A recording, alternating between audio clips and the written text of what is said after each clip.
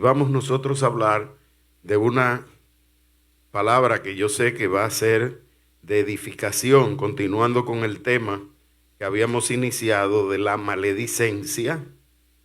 Hoy nosotros vamos a hablar bajo el tema el escenario de la acusación, venciendo al enemigo. Y vamos a leer en el Evangelio de Marcos, capítulo 14, versos del 53 en adelante. Y vamos a ir explicando cada uno de estos versículos. Hoy vamos a compartir Biblia. Yo quiero que todos ustedes pongan mucha atención a todo lo que vamos a ir leyendo, porque en la medida que vamos leyendo, nosotros vamos a ir recibiendo la enseñanza de lo que el Señor nos quiere transmitir en esta mañana. Vamos a ubicarnos en el escenario donde Jesús está frente al Sanedrín para ser juzgado. Él está frente a una situación donde del juicio que contra él se haga depende la vida o la muerte de él. Porque los judíos querían condenarle a muerte, pero no había ninguna razón, ningún motivo de qué acusarle. Y los judíos estaban buscando motivo para acusarle.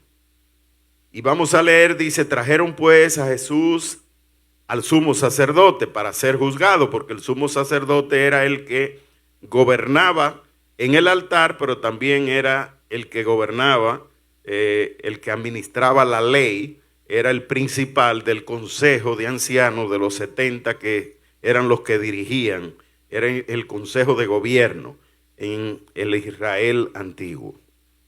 Entonces lo conducen a Jesús ante el sumo sacerdote y se reúnen todos los principales sacerdotes, los ancianos y escribas, que eran los que llevaban la ley, los que le administraban lo que la ley decía.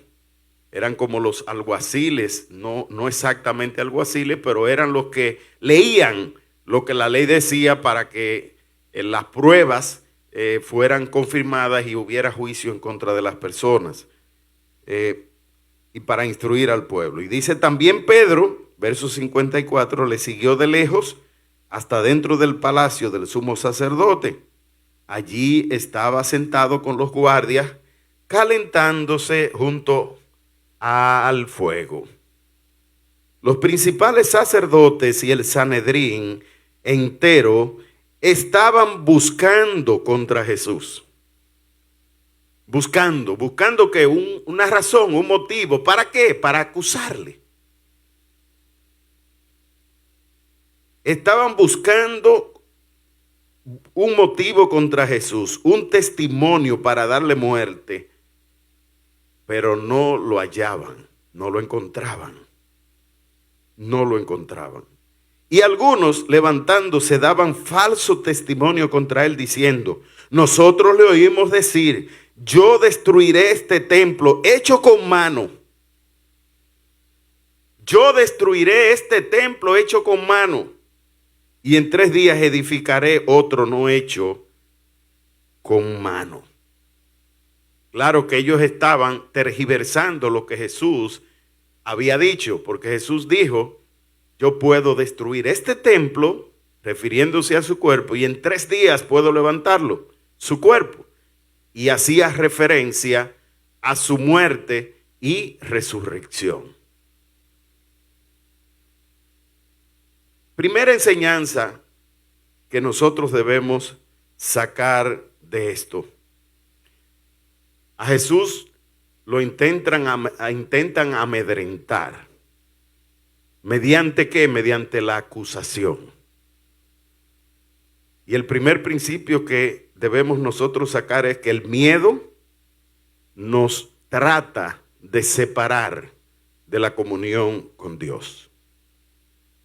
El miedo nos trata de separar a nosotros de la comunión con Dios. Las amenazas, los intentos, aunque se han fallido. Nosotros vimos lo que ocurrió ayer con el expresidente de Estados Unidos.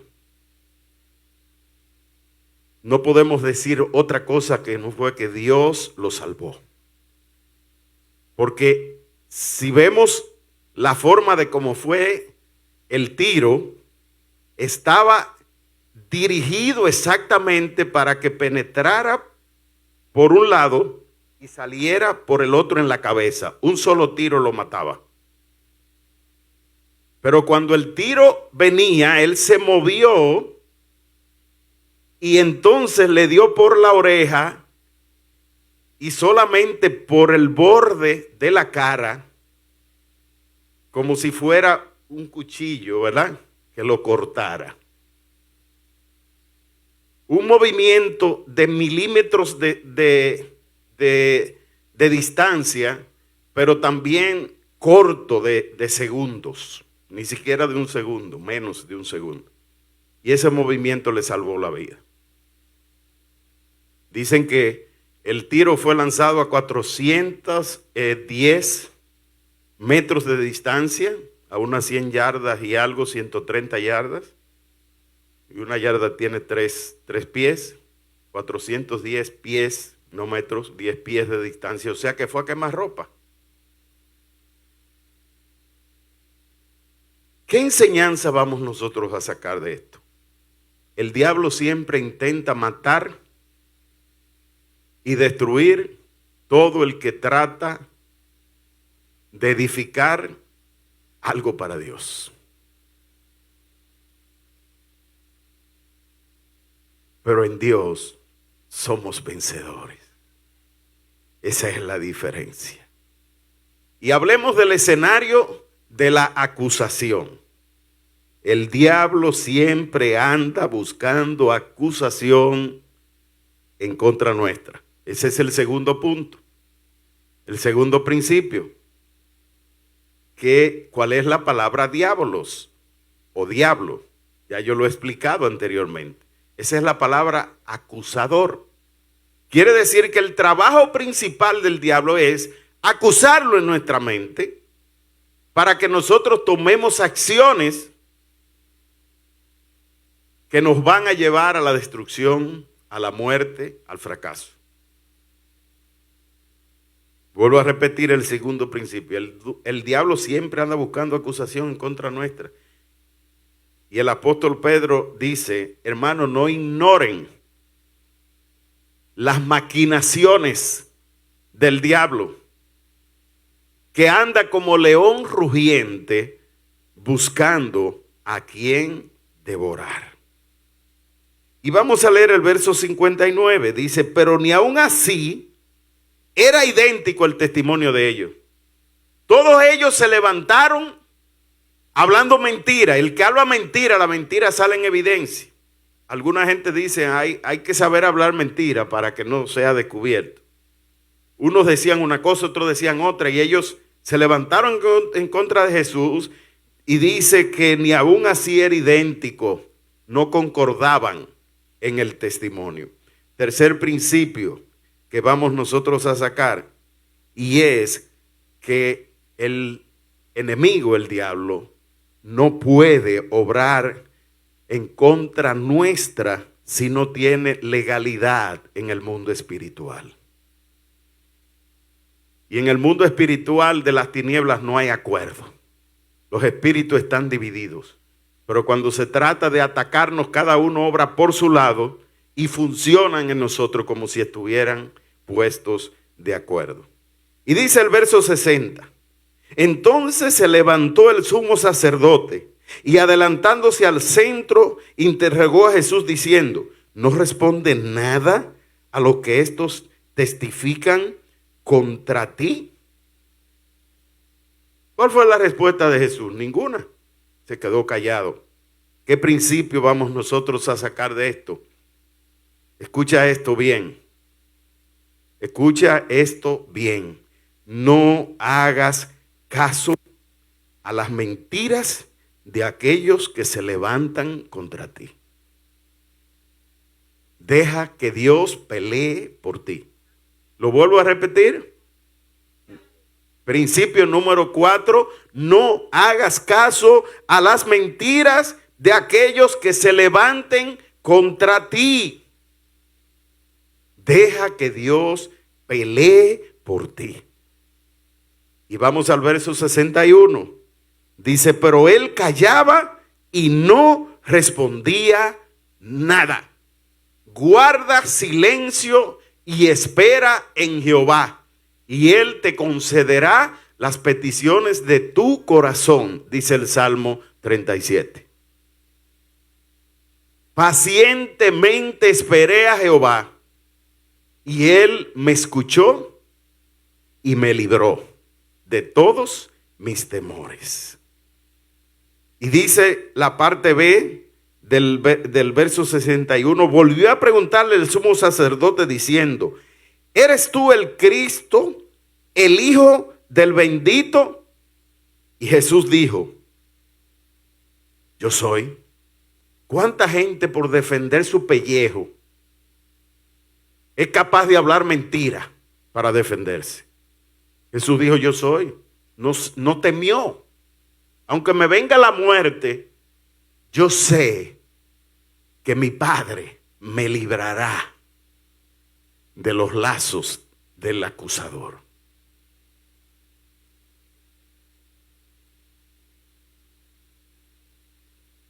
Y dice que Jesús le dijo, yo soy, y veréis al Hijo del Hombre sentado a la diestra del poder.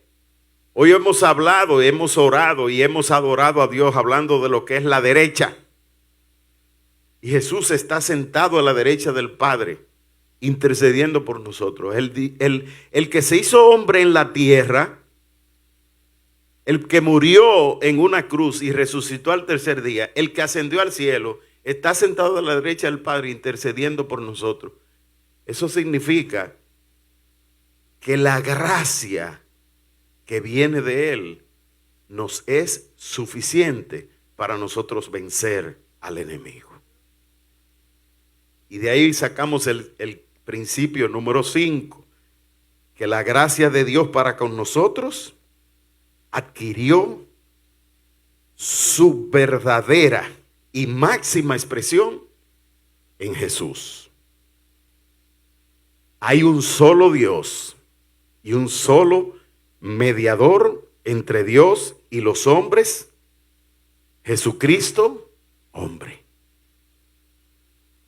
Y los testigos eran necesarios para acusar a Jesús de blasfemia, según la ley judía. ¿Y qué es blasfemia?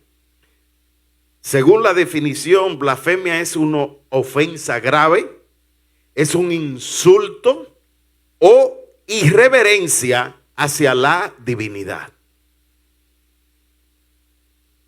Y Jesús decía, yo no estoy ofendiendo, yo estoy diciendo que yo soy la divinidad.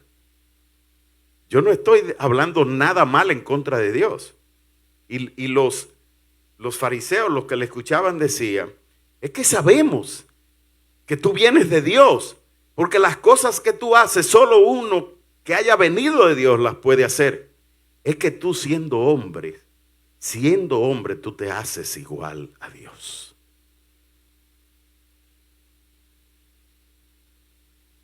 Y posteriormente, Felipe le pregunta, pero tú nos hablas de un Dios que es Padre. Muéstranos al Padre. Y entonces Jesús le responde, Felipe, y tanto tiempo estoy entre ustedes y aún no me conoces. El Padre y yo, uno somos, dijo Jesús. Es decir que ellos diferían en la acusación o injuria, buscando que la reputación de Jesús estuviera por suelo. ¿Y cuál es el escenario de la acusación? Es mediante la crítica, mediante la murmuración, mediante las palabras ofensivas, destruir la reputación de aquel que tú quieres vencer.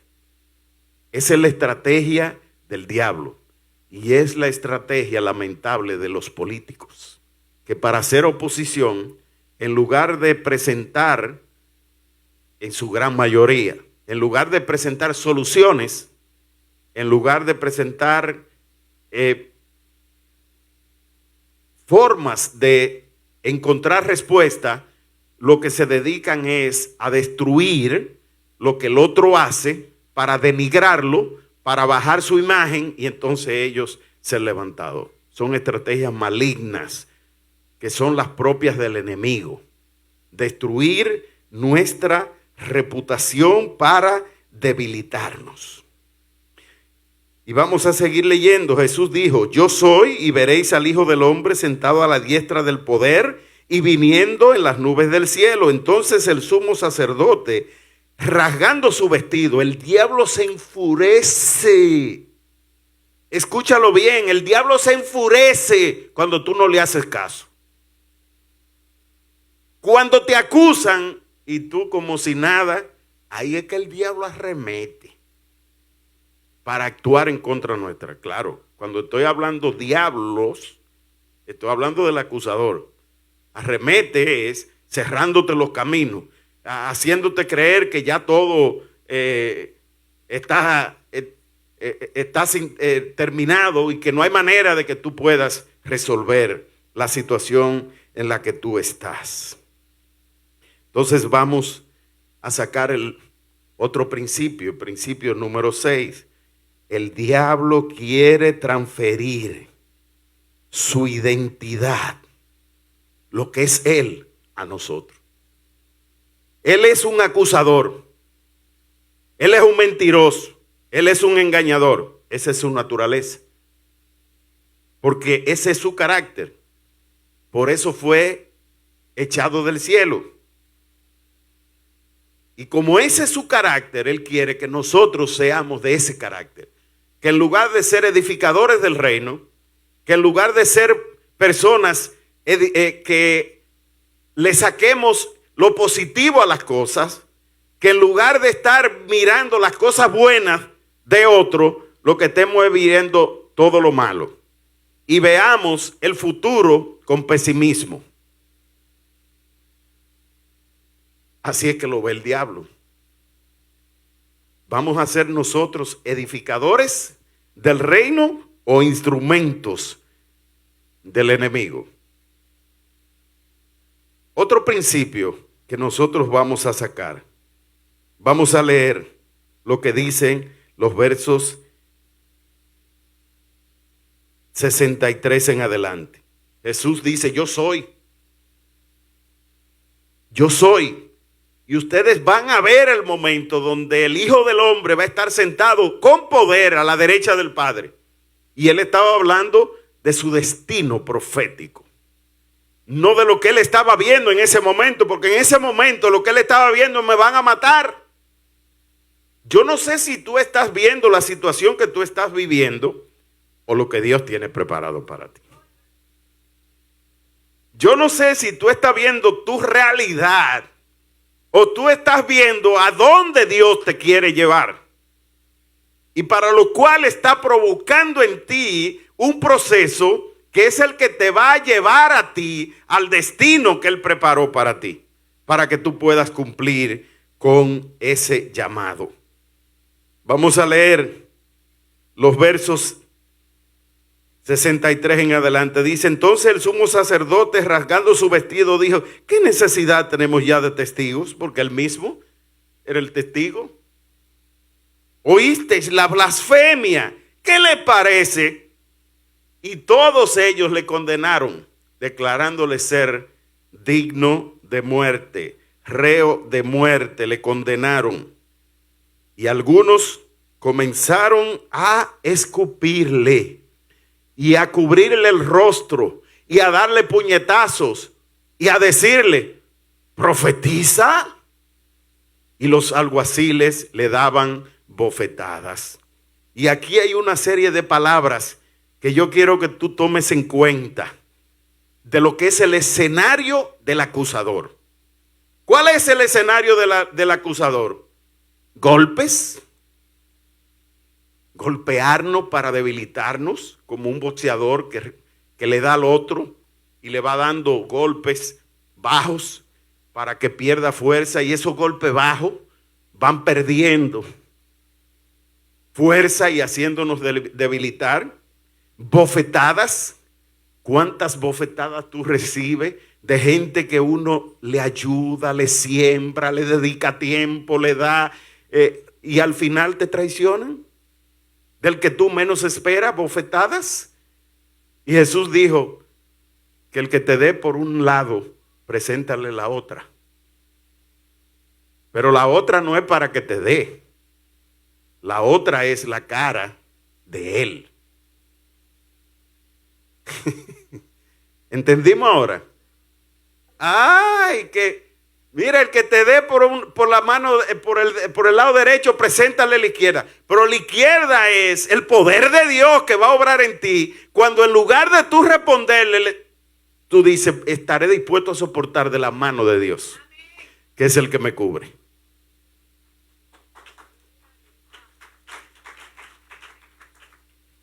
Y dice las escupidas. ¿Cuáles son las escupidas? Que escupen sobre uno. Pero dice, tú no sirves, tú no das para nada. Ese es un pastor, eso no tiene llamado. Ahí en esa iglesia no se mueve ni una hoja de lechuga. Ahí no hay unción. Ese pastor no crece. Esa iglesia no tiene ninguna conexión divina. No tiene intimidad. No se pasa días en ayuno. No se pasa 3 meses como veo otros pastores. Con una... No voy a seguir. Pero ese es el escenario. El escenario es las escupidas, las burlas, los aplastamientos, que al final son traiciones. Son levantamientos de espíritus de Absalón, de traidores, de aquellos que quieren venir a dividir, a romper la unidad en tu familia, a romper la unidad en la iglesia, a romper la unidad en tu trabajo. ¿Y cómo lo hacen? Con burlas. Burlas, dice la palabra, pero hoy eso tiene un nombre: bullying. Cuando somos objeto de bullying, ¿qué ocurre? Que nosotros estamos padeciendo los mismos padecimientos de Cristo.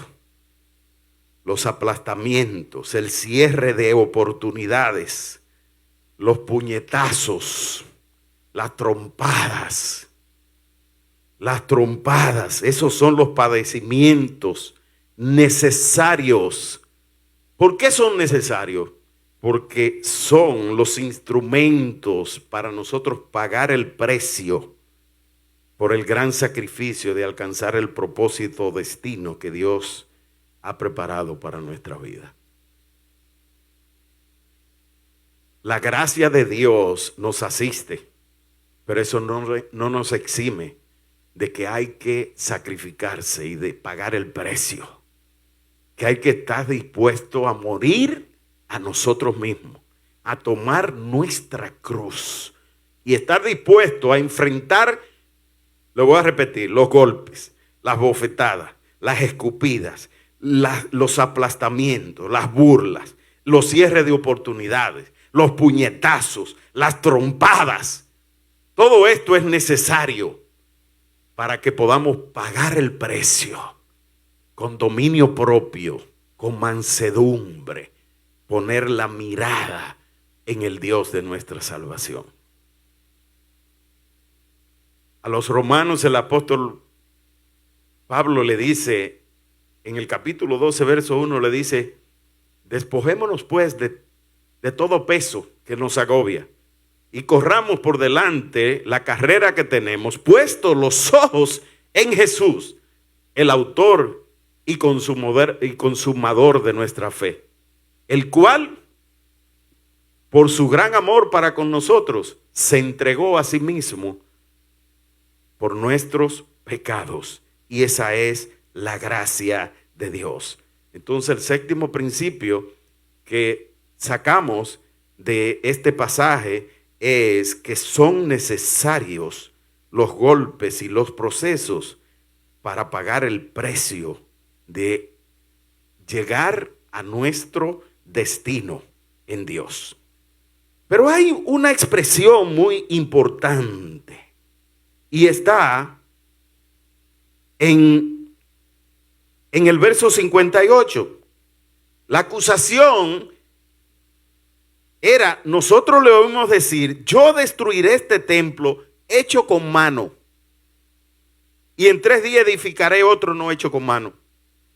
¿Dónde está el hecho con mano?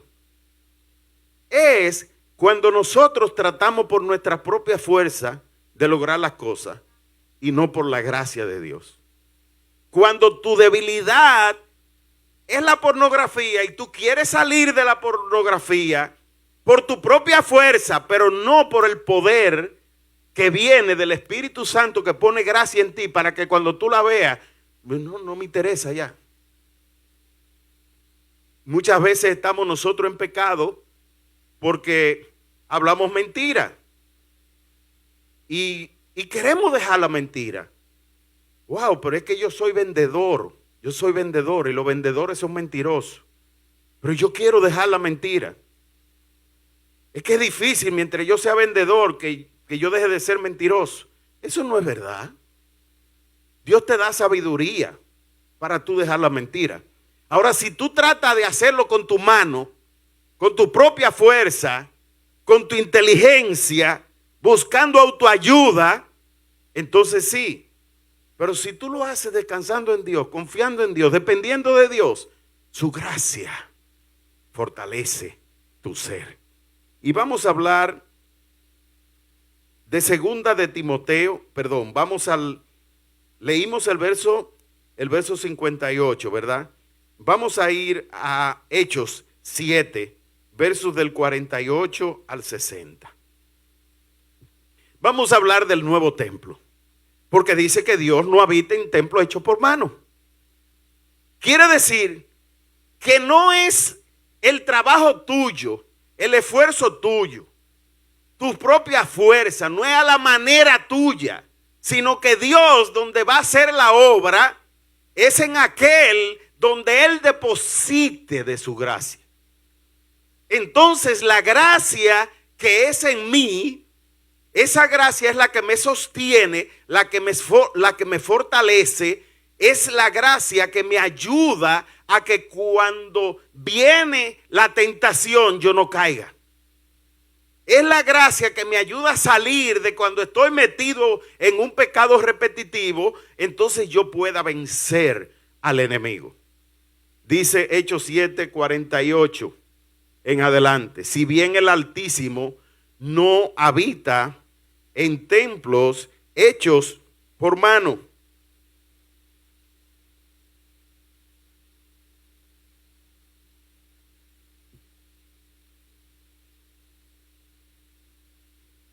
como dice el profeta, el cielo es mi trono y la diestra el estrado de mis pies. ¿Qué clase de casa me edificarán? Dice el Señor. ¿O cuál es el lugar de mi reposo? ¿Cuál es la casa donde yo voy a habitar? La casa donde yo voy a reposar, a descansar, donde mi presencia va a estar. ¿No hizo mi mano todas estas cosas? Duros de servir e incircuncisos de corazón y de oídos. De oídos porque no oyen y de corazón porque no entienden. Vosotros siempre resistís al Espíritu Santo como vuestros padres, así también vosotros. Verso 52. Dice, ¿a cuál de los profetas no persiguieron vuestros padres y mataron a los que anunciaron de antemano la venida del justo, de quien vosotros ahora habéis sido traidores y asesinos? ¿A cuál de los profetas no persiguieron vuestros padres? ¿Lo mataron?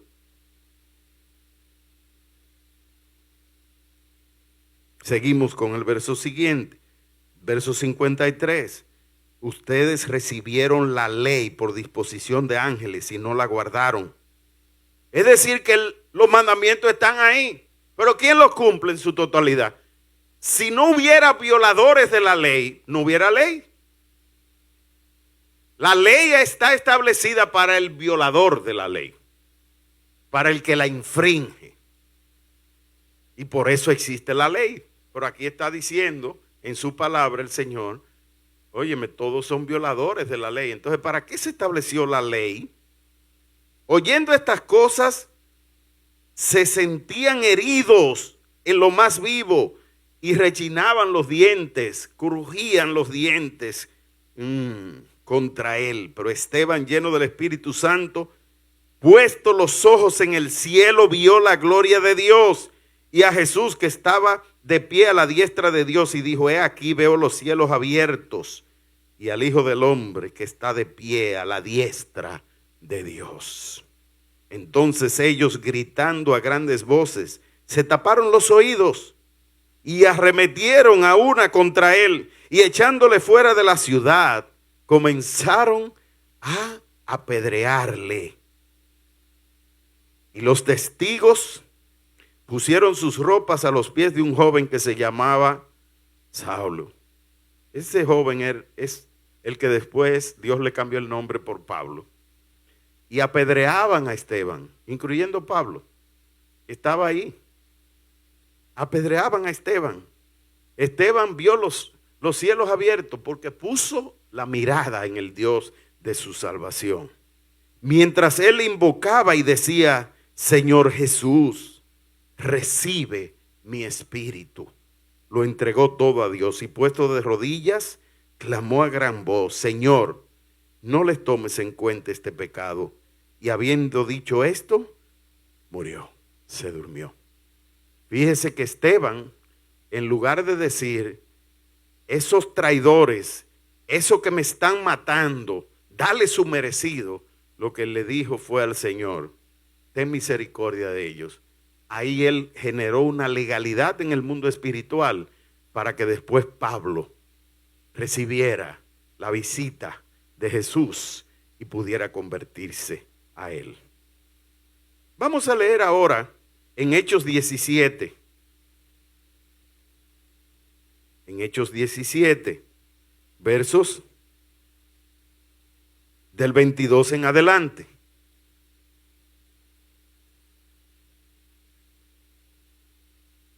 Dice: entonces Pablo, puesto en pie en medio del areópago, dijo: varones atenienses de Atenas, en todo observo que son extremadamente religiosos, porque mientras pasaba y observaba los objetos de su adoración, hallé también un altar en el cual estaba esta inscripción: al Dios desconocido. Al que ustedes adoran, pues, sin conocerle, a ese les vengo a anunciar. El Dios que hizo el mundo y todas las cosas que hay en él, siendo Señor del cielo y de la tierra, no habita en templos hechos por manos de hombre, ni es servido por manos de hombre como si necesitase de algo, pues Él es quien da a todos vida y aliento y todas las cosas. Y de una misma sangre ha hecho toda nación de los hombres para que hablen sobre toda la faz de la tierra. Y les ha prefijado el orden de las estaciones y las fronteras de sus lugares de residencia. Dios es que nos ha colocado a nosotros aquí en esta tierra. Los cielos cuentan la gloria de Dios. El firmamento anuncia la obra de sus manos. Cuando nosotros vemos lo que es el universo, no hay otra manera de entender la grandeza de nuestro Dios que no es reconociendo que hay un gran arquitecto que fue el que hizo que nosotros, por ejemplo, estemos colocados a una distancia del sol, que si estuviéramos un poquito más para allá o un poquito más para acá no tuviéramos vida sobre la tierra, que nos colocó en una tierra que se mueve en rotación alrededor de sí misma a 1625 kilómetros por hora, para que tengamos día y tengamos noche. Y esos días y esas noches son todo el tiempo del mismo tiempo y no varían por millones de años. Pero a su vez un movimiento de traslación de 106,000 kilómetros por hora. 106,000 para que haya estaciones. Y la palabra dice, Él prefijó el orden de las estaciones. Para que tengamos verano, nos movemos en forma elíptica para que pueda haber tiempo de frío, tiempo de calor. La cercanía o la lejanía nuestra del sol, la tierra, es la que provoca las estaciones. Porque no estamos en forma circular moviéndonos alrededor del sol, sino en forma elíptica. Y ese es el orden de las estaciones. Pero la tierra se mueve, escuche bien, a 106,000 kilómetros por hora. Si hay ingenieros aquí que puedan entender lo que es el movimiento de la Tierra, el Concorde, que es el avión supersónico que ha volado a la mayor velocidad, pudo volar a 1,410, primero a 1,370 kilómetros por hora. Y la Tierra se mueve a 106,000. Y nosotros ni cuenta nos damos. Ni cuenta nos damos de ese mover de la Tierra, porque Dios la hizo de tal tamaño que nosotros no percibimos ese movimiento. Y la hizo de un peso tan grande que el hombre no puede calcularlo. Cuando el peso de la Tierra trata de calcularse, los que son ingenieros tienen que saber lo que es los columbios. Y el columbio es una unidad de medida de peso que es imaginaria. Porque cuando en una computadora se trata de calcular el peso de la Tierra, da error. Usted solamente tiene que pensar lo que le pesa a usted 5 galones de agua para usted poner el botellón en la neverita. ¿Cuánto le pesa? ¿Y cuántos miles de millones hay de peso en el agua que hay en el mar? Y así hay mucha gente que cuestiona si Dios es real y si existe. Y en esa grandeza de ese Dios tan grande y tan poderoso, por el amor de Él, Él se hizo hombre en la tierra y nacido de una mujer, tomó forma humana, se humilló, despojándose de su condición de Dios y haciéndose uno igual a nosotros, menos en el pecado. Otros principios que nosotros vamos a deducir del nuevo templo que Dios quería desarrollar. Cuando Jesús habla de que destruiría este templo, ¿por qué habla de la palabra destrucción?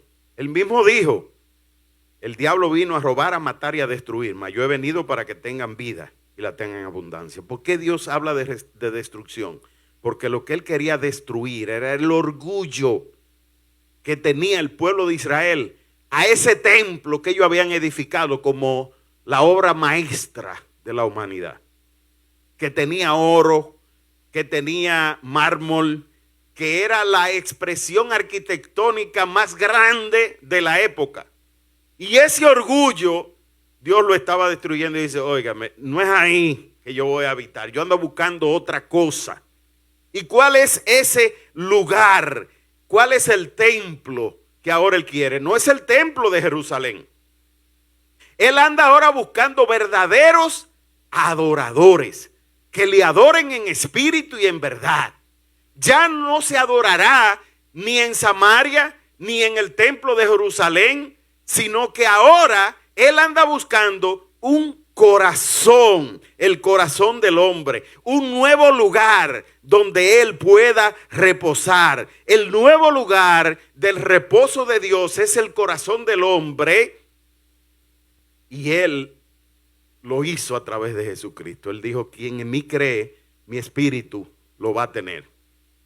Y entonces el espíritu de Él viene y reposa en el corazón de todo hombre que le recibe.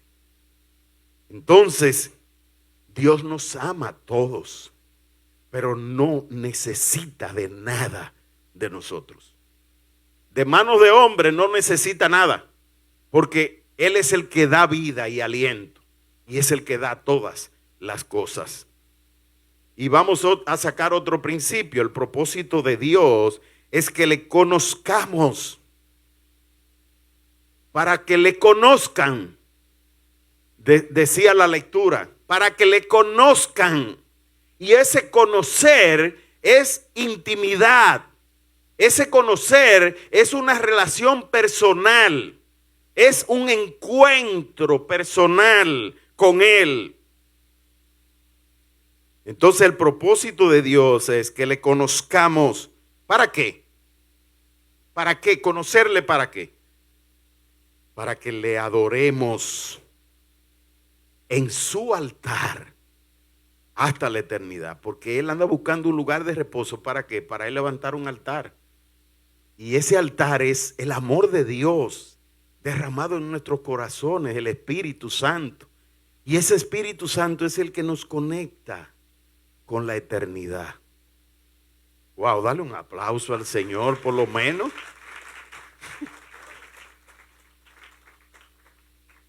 Entonces el propósito de Dios es que lo conozcamos para que le adoremos en su altar hasta la eternidad. Es decir, que el Creador es Señor de cielos y tierra. De los cielos y la tierra cantamos. El Dios poderoso, el Dios de los cielos y la tierra. Ese es nuestro Dios. Y no es servido por mano de hombre, pero nos ama tanto que se entregó a sí mismo en sacrificio, haciéndose Él el culpable. Aunque la acusación era injusta, aunque el escenario estaba preparado para que el diablo obrara y hacerlo a Él culpable, Él no devolvió palabra. Él calló su boca, Él enmudeció y no dio ninguna respuesta.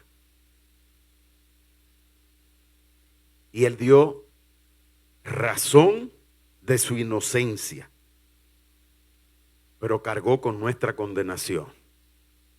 Cuando dijo, yo soy, el yo soy, ese es el que tiene el poder. Nosotros no vamos a conquistar nada por nuestra propia identidad. Somos nada. No es tu esfuerzo. Es la gracia de Dios en ti. Tus debilidades se convierten en fortalezas en las manos de Dios. Tu desempleo se convierte en bendición en las manos de Dios. Tu fracaso se convierte en triunfo delante de Dios. No es en las manos tuyas, es en las manos del que está sentado a la diestra del Padre, intercediendo por ti y por mí. Jesús dijo, Juan 16, 33. Juan 16, 33. Estas cosas les he hablado para que en mí tengan paz. En el mundo tendrán aflicción, pero confíen, yo he vencido al mundo. Que venció la muerte y el pecado, Jesucristo. ¿Cómo podemos nosotros vencer al enemigo?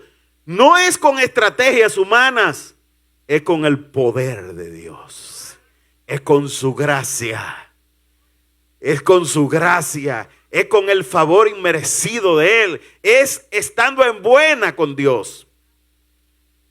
Primera de Timoteo 2:7. ¿Qué nos dice?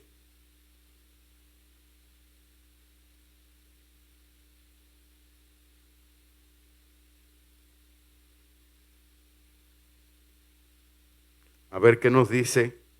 Segunda de Timoteo, perdón.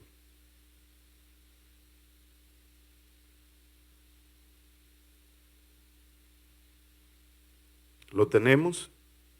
1:7, perdón. Porque no nos ha dado Dios, fíjese lo que dice ahí, espíritu de temor.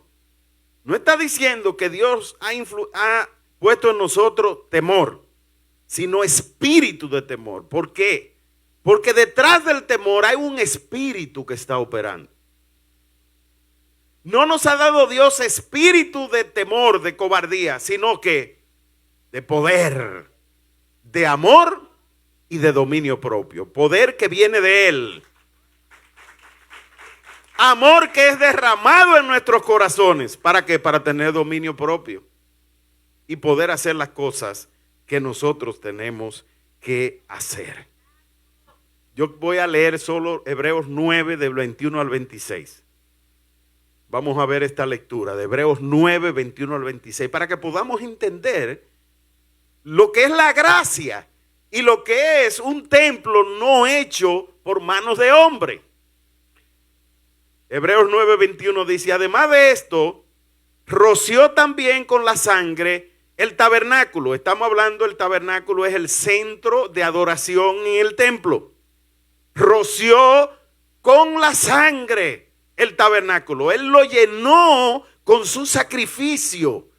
Llenó el tabernáculo y todos los vasos del ministerio. Espiritualmente él llenó cada uno de los candelabros que estaban allí para levantar adoración en el templo. Verso 22.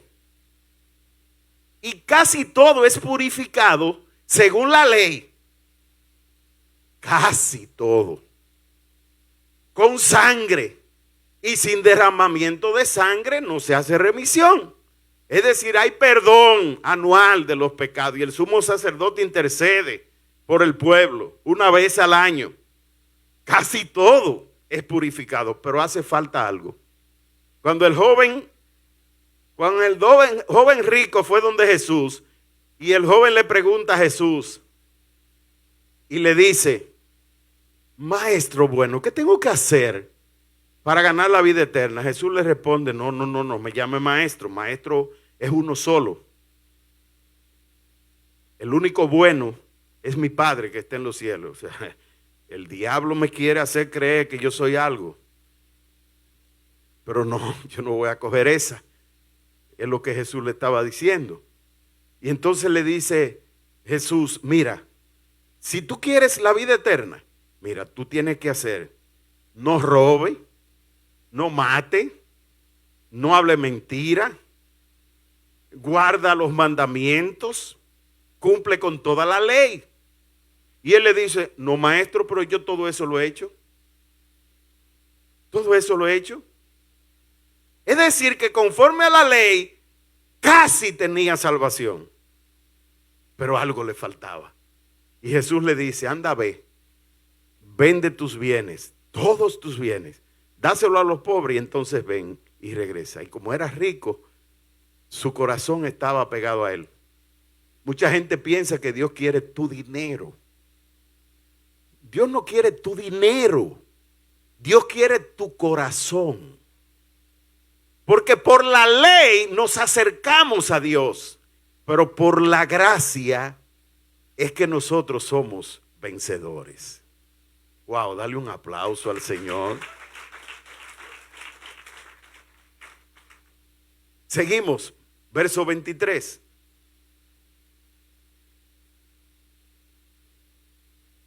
Fue pues necesario que las figuras de las cosas celestiales fueran purificadas así, es decir, que el hombre tuviera más o menos una imagen de lo que es el cielo, mediante sacrificios humanos hechos aquí en la tierra. Pero las cosas celestiales mismas, con mejores sacrificios que estos que se hacían. Verso 24. Porque no entró Cristo en el santuario hecho de mano. Él no entró en el templo de Jerusalén, figura del verdadero, sino en el cielo mismo, para presentarse ahora por nosotros ante Dios. Aquí estoy, hice la obra, consumado es. La obra está hecha, todo está cumplido. Ahora Su espíritu, mi espíritu, va a ir a la tierra. Y entonces ahora el Espíritu Santo está en medio nuestro. No pierda su tiempo con virgencita, con santico, con el Espíritu Santo. El que conoce el Espíritu Santo no necesita más nada. Verso 25. Y no para ofrecerse muchas veces, como entra el sumo sacerdote en el lugar santísimo cada año con sangre ajena. Verso 26. De otra manera, le hubiese sido necesario padecer muchas veces desde el principio del mundo.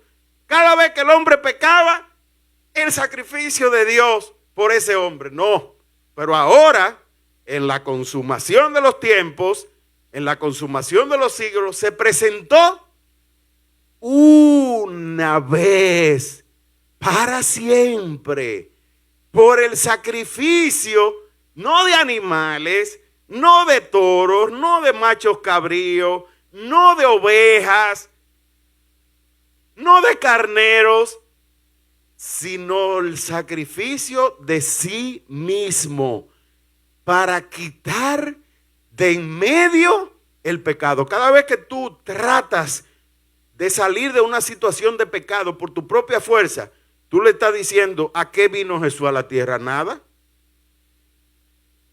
Verso 27.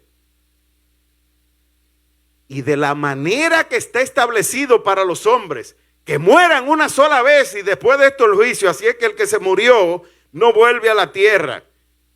El que se murió, olvídese que por más vela y más rezo no vuelve a la tierra. Ni va a cambiar su condición, porque hay un tiempo que está establecido por Dios, en ley de Dios, que el hombre tendrá que comparecer ante él y ser juzgado. ¿Conforme a qué? Veamos el verso, lo que dice ese verso. Y después de esto el juicio. Así también Cristo fue ofrecido una sola vez para llevar los pecados de muchos, y aparecerá por segunda vez en su segunda venida, la cual nosotros esperamos, expectantes, que su venida ya está cerca. Con todo lo que estamos viendo que está ocurriendo, vendrá por segunda vez sin relación con el pecado para salvar a los que esperan. Seguimos con el siguiente versículo.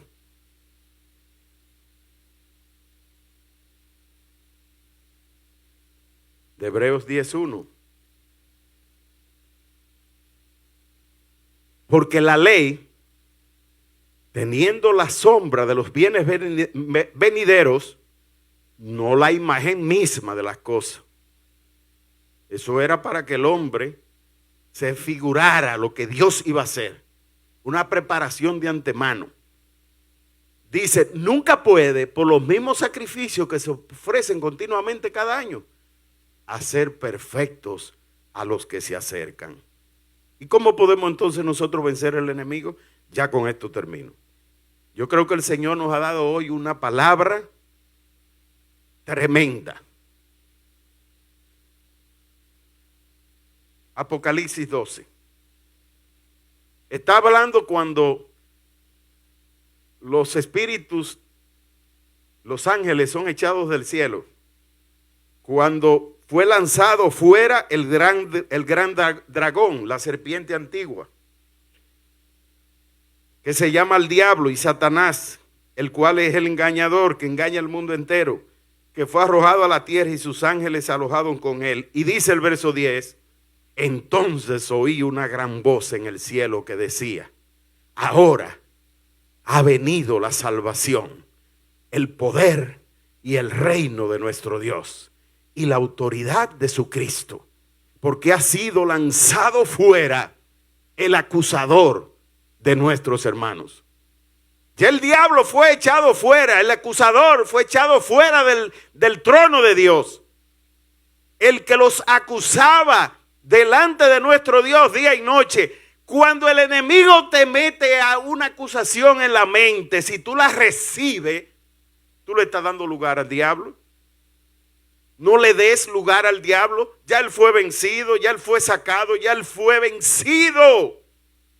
Ya él fue vencido. El que te acusaba día y noche fue echado fuera, fue lanzado fuera. Verso 11. Y ellos le han vencido. Se está refiriendo a los santificados. ¿Cómo le han vencido? Le han vencido por dos cosas. Primero, por medio de la gracia, del amor de Dios, de la sangre derramada en la cruz, la sangre del Cordero y de la palabra del testimonio de ellos. Es decir, por la conducta de nosotros, por el carácter nuestro, porque seremos juzgados conforme a nuestras obras. Dios te llamó, tú tienes que responder. Hay una relación entre tú y Dios. Y dice, y menospreciaron su vida hasta la muerte. Quiere decir, no es que tuvieron que se sintieron indignos, sino que tuvieron por poca cosa la identidad que tenían como hombre. Y apreciaron el ser llamado hijo de Dios. Verso 12. Y esta es la buena noticia, suban. Y esta es la buena noticia. Por lo cual,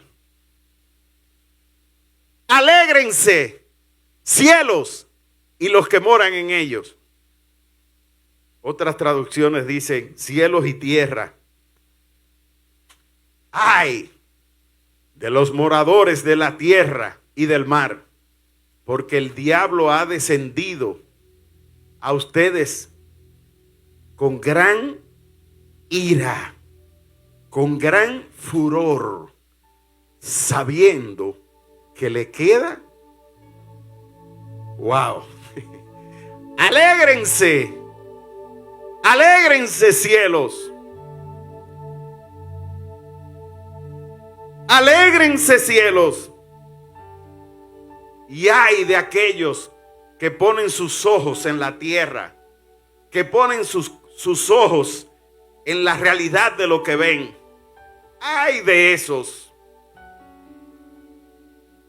El diablo ha descendido a ustedes con gran furor. El diablo está suelto. El diablo anda suelto. Por eso es que caemos, por eso es que estamos en tentación. Pero Dios nos ha dado algo más grande, que es el poder del Espíritu Santo. Y el diablo sabe que le queda poco tiempo, por eso tiene que andar rápido. Hay que andar rápido, actuando rápido, para que Dios no logre su propósito. Pero ya nosotros sabemos que hay un Dios que gobierna los cielos y la tierra. Vamos a levantarnos y a ponernos de pie. ¿Cuántos reciben hoy palabra del Señor? ¿Cuántos están dispuestos a depositar en el Señor toda acusación, toda condenación, todo lo que está operando en tu vida para decirte, tú no vales, tú no puedes, tú no lo lograrás, ese negocio se va a caer, ese proyecto no tiene sentido, ¿para qué vives? Es mejor desaparecer de esta tierra, no hay sentido en esta vida, este vacío que hay en mi corazón, no hay manera que pueda ser llenado. Ellos le vencieron por la sangre del Cordero y la palabra del testimonio, y menospreciaron sus vidas hasta la muerte. Tenemos una identidad en Dios. Tenemos una identidad en Dios. Y esa identidad nos da poder para decirle al enemigo, el tiempo tuyo está predeterminado. Ya fuiste vencido. El pecado y la muerte fueron vencidos. Y tu destino final ya está escrito. Reino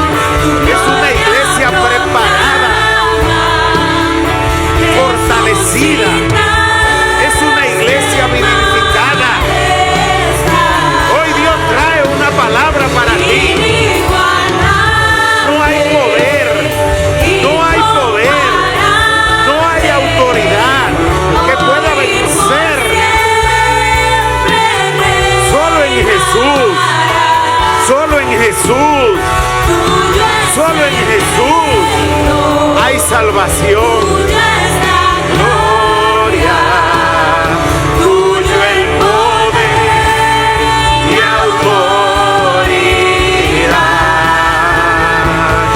muerte venciste, El velo rompiste, la tumba vacía ahora está. vamos, levanta tus manos al cielo Cielos declaran y declara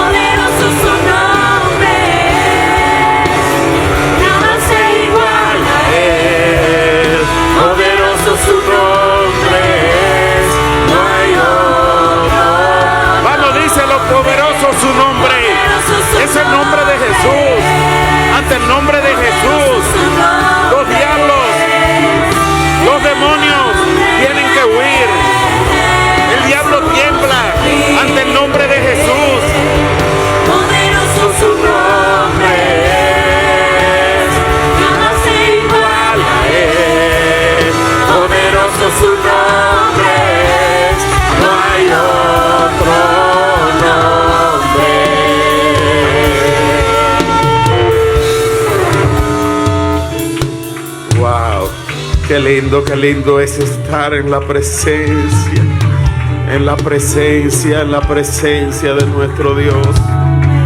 Poderoso es el nombre de Jesús, nombre que es sobre todo nombre, el nombre de Jesús. Los cielos proclaman el nombre de Jesús.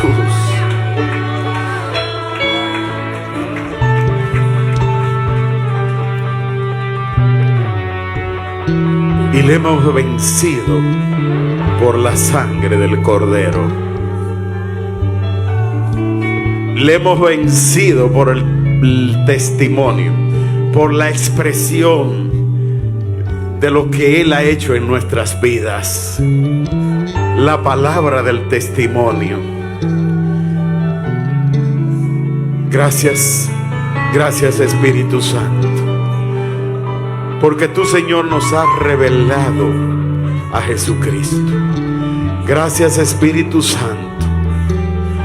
Porque podemos dar, Señor, testimonio de que tú eres real, que tú eres un Dios fiel y verdadero, que tú estás vivo. Y hoy proclamamos que Jesús está vivo. Que Jesús está vivo, que Él está vivo.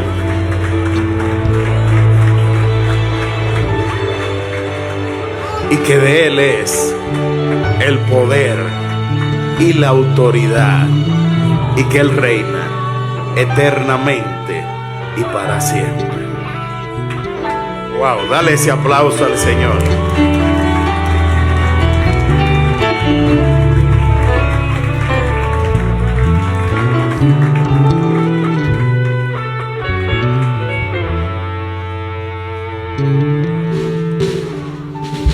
Señores, son 2 horas a la semana, pero juntos nos conectamos con el cielo. Qué tiempo más precioso hemos tenido en esta mañana. Qué presencia del Espíritu de Dios. Levanta tus manos. Que el Señor te guarde y te bendiga. Que el Señor haga resplandecer su rostro sobre ti y tenga de ti misericordia.